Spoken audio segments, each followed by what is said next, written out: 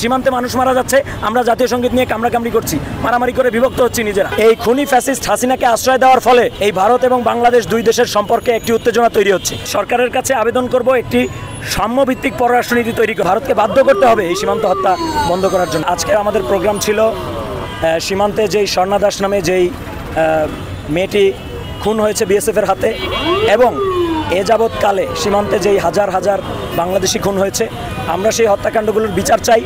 আমরা এই সরকারের কাছে আশা করি যে আমাদের এমন একটি পররাষ্ট্র নীতি ভারতের সাথে তারা তৈরি করবে, যেই পররাষ্ট্র নীতির ফলে আমরা বাংলাদেশ জলে স্থলে এবং অন্যান্য ক্ষেত্রে রাজনীতি অর্থনীতি সব ক্ষেত্রে ভারতের সাথে আমরা আমাদের ন্যায্য হিস্সা বুঝে পাবো এবং একটি সমতাভিত্তিক পররাষ্ট্রনীতি তৈরি হবে।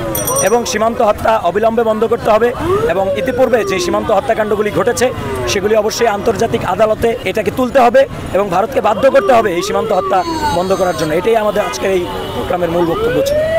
দাবিটা আমরা এখন যে গভর্নমেন্ট আছে ইন্টারিম গভর্নমেন্ট তাদের কাছে করছি। ইন্টারিম গভর্নমেন্ট অলরেডি এই হত্যাকাণ্ডের বিরুদ্ধে, এটা বাংলাদেশে সম্ভবত প্রথম যে একটা প্রেস রিলিজ তারা দিয়েছে, অফিসিয়ালি নিন্দা জানিয়েছে। আমরা এটাকে সাধুবাদ জানাই, কিন্তু শুধু নিন্দা জানাইলেই এখানে থেমে থাকা যাবে না, আমাদের আরও সামনে অগ্রসর হতে হবে। ভারতের বিরুদ্ধে সার্ককে কার্যকর করে সার্কের মাধ্যমে সমস্যা সমাধান করার ট্রাই করতে হবে।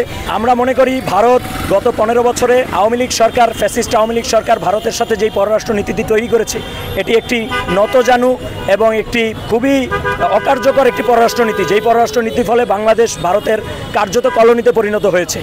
আমরা চাই, এবং এখন ভারত যে পদক্ষেপগুলি নিচ্ছে, এই বাঁধ খুলে দেওয়া, সীমান্ত হত্যা, আমরা মনে করি যে খুনি ফ্যাসিস্ট হাসিনাকে তারা সেই ভারতে তারা আশ্রয় দিয়েছে, এবং এই খুনি ফ্যাসিস্ট হাসিনাকে আশ্রয় দেওয়ার ফলে এই ভারত এবং বাংলাদেশ দুই দেশের সম্পর্কে একটি উত্তেজনা তৈরি হচ্ছে।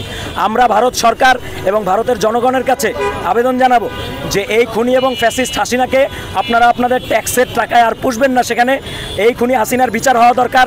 তাকে পুষে তার সাথে মিলে বাংলাদেশের বিরুদ্ধে কোনো ধরনের ষড়যন্ত্র করলে বাংলাদেশের জনগণ এই ষড়যন্ত্র প্রতিহত করবে, তারা এই ষড়যন্ত্র মেনে নিবে না। সুতরাং ভারতের উচিত বাংলাদেশের সাথে একটি বন্ধুত্ব সুলভ আচরণ করা, একটি সুষ্ঠু পররাষ্ট্রনীতির আওতায়, একটি সমতাভিত্তিক পররাষ্ট্রনীতির আওতায় বাংলাদেশের সাথে একটি সম্পর্ক গড়ে তোলা, এবং বাংলাদেশের স্বার্থ ক্ষুণ্ণ হয় এমন কোনো কাজ না করা। আপনারা জানেন এখানে জি বাংলা, স্টার জলসা এই চ্যানেলগুলি তো চলছে। আমি এই চ্যানেলগুলির বিরুদ্ধে বলছি না, আমি বলছি যে সমতাভিত্তিক তো হতে হবে। বাংলাদেশের কয়টা চ্যানেল ভারতে চলে আপনারা বলেন, আপনারা মিডিয়ার লোক, আপনারা তো জানেন। এরপরে ধরেন যে বাংলাদেশের কতজন লেখকের বই ভারতে অ্যাভেলেবেল। ইভেন ধরেন আমি যদি কলকাতার কথাও ধরি, কলকাতায় আমি ধরলাম অ্যাভেলেবেল, কলকাতার বাইরে তো বাংলা বই পাওয়াই যায় না, বাংলাদেশের মানুষের বই, বাংলাদেশের লেখকদের বই।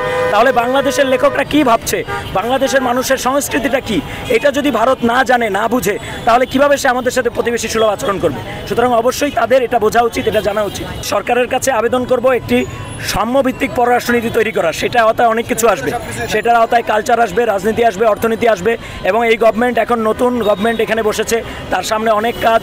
আমরা আশা করব যে গভর্নমেন্ট ধীরে ধীরে সেই পদক্ষেপগুলি নিবে, এবং অবশ্যই ভারতের সাথে সেই পররাষ্ট্রনীতির জায়গাটায় যাবে যেখানে গেলে দুই দেশের কালচারাল এবং অন্যান্য আদান প্রদান সমতাভিত্তিকভাবে হবে। গভর্নমেন্ট অনেক ধরনের সংস্কার পদক্ষেপ হাতে নিচ্ছে। আমি মনে করি যে এই জাতীয় সঙ্গীত বা অন্যান্য যে ইস্যুগুলি, এগুলি আসলে এই মুহূর্তে আমাদের জন্য গুরুত্বপূর্ণ কোনো ইস্যু না।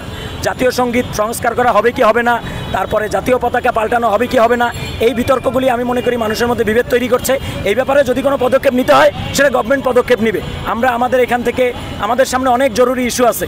এই দেখেন সীমান্তে মানুষ মারা যাচ্ছে, আমরা জাতীয় সঙ্গীত নিয়ে কামড়াকামড়ি করছি, মারামারি করে বিভক্ত হচ্ছি নিজেরা। এখন এই বিভক্তির সময় না। সুতরাং আমরা আমাদের জরুরি ইস্যুগুলি নিয়ে এখন কথা বলতে হবে। বাদবাকি যে অজরুরি ইস্যু যেগুলি আছে, যেগুলি আসলে আমাদের মধ্যে বিভেদ তৈরি করে, এই সমস্ত ক্ষেত্রে গভর্নমেন্ট যেই পদক্ষেপ নেয়, গভর্নমেন্ট সেই পদক্ষেপ নেবে। তখন যদি আমাদের কোনো মন্তব্য বা বক্তব্য করার দরকার হয়, আমরা সেটা করব। That's it. সংবাদ, ফিচার ও অনুষ্ঠানের জন্য ভিজিট করুন সংবাদ প্রকাশের ওয়েবসাইট এবং যুক্ত থাকুন ফেসবুক পেজ ও ইউটিউব চ্যানেলের সঙ্গে।